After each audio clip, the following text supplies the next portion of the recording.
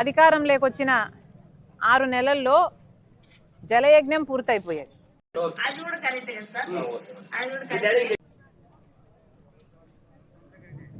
కనీసం రాజధాని కోసము ఇటుక మీద ఇటుక కూడా పెట్టలేదు.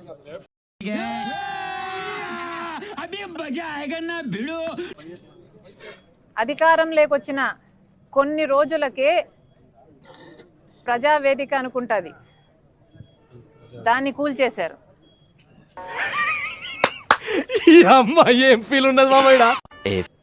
అప్పుడే అర్థం కావాల్సింది వీళ్ళ ఇంటెన్షన్ ఏమిటి అని. మనిషిని తల్లి అర్థం కాలే. మావి గన్నట అమరావతి బదులు మావి గన్ అంటున్నారు. ఇక పులివెందుల బదులు సూలూరుపేట